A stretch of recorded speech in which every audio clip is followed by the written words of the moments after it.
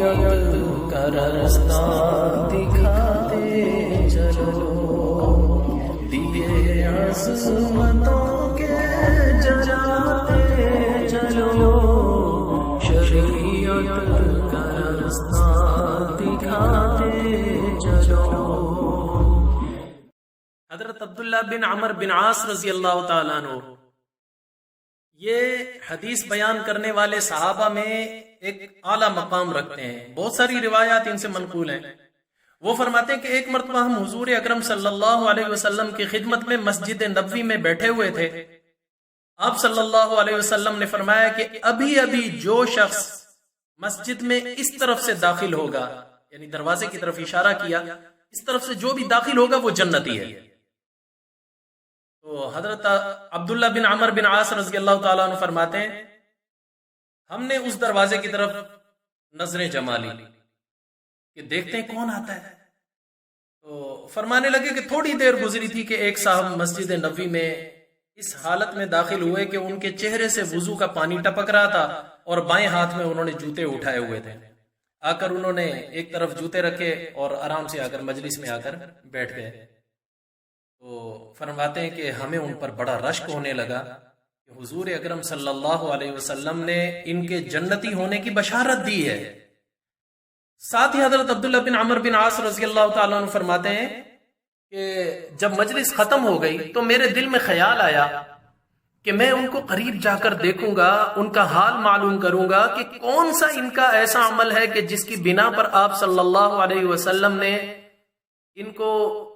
اتنی بڑی عظیم بشارت سنائی ہے، جنتی ہونے کی بشارت سنائی ہے۔ حضرت عبداللہ بن عمر بن عاص رضی اللہ تعالیٰ عنہ فرماتے ہیں کہ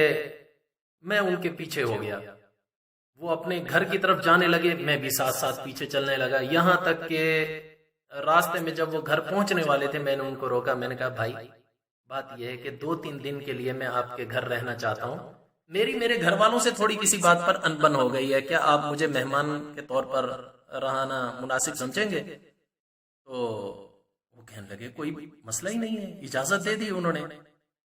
تو حضرت عبداللہ بن عمر بن عاص رضی اللہ تعالیٰ فرماتے ہیں میں ان کے گھر رہنے لگا۔ تو اصل تو میرا مقصد تھا کہ میں وہ عمل دیکھنا چاہتا تھا جس کی بنا پر آپ صلی اللہ علیہ وسلم نے انہیں جنت کی بشارت سنائی۔ فرماتے ہیں جب رات ہوئی، جب بستر پر لیٹا تو ساری رات میں بستر پر لیٹ کر جاگتا رہا، سویا نہیں، تاکہ میں یہ دیکھ سکوں کہ رات کے وقت وہ اٹھ کر کون سا ایسا عمل کرتے ہیں جس کی بنا پر ان پر جنت لازم ہوئی ہے۔ فرماتے ہیں کہ ساری رات گزر گئی لیکن وہ اٹھے ہی نہیں، وہ پڑے سوتے رہے، تہجد کی نماز بھی نہیں پڑھی، یہاں تک کہ جب فجر کی اذانیں ہوئی ہیں فجر کے وقت اٹھے۔ تو اس کے بعد میں پھر پورا دن ان کے پاس میں نے گزارا، دیکھتا رہا دیکھوں کون سا عمل ہے۔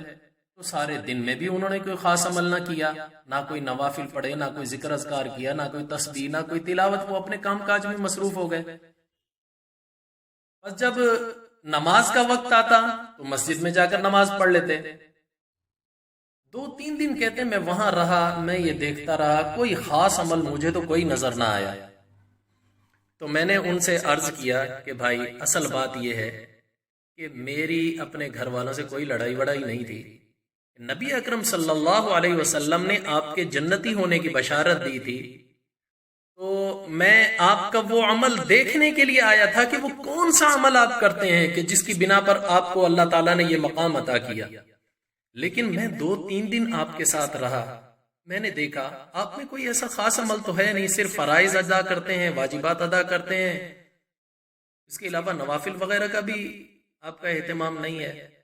تو وہ صاحب جو ہیں وہ جواب دینے لگے کہ اگر حضور اکرم صلی اللہ علیہ وسلم نے میرے لیے یہ بشارت دی ہے تو یہ میرے لیے بہت بڑی نعمت ہے، اور مجھ سے کوئی عمل تو ہوتا نہیں،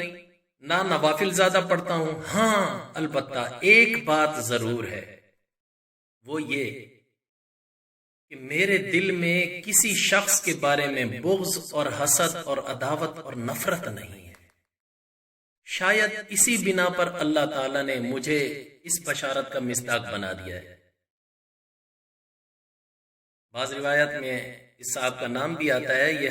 حضرت سعد بن ابی وقاص رضی اللہ تعالیٰ عنہ جو 10 مبشرہ میں سے ہیں، یہ وہ صحابی تھے۔ کہتے ہیں میرے پاس کوئی خاص عمل نہیں،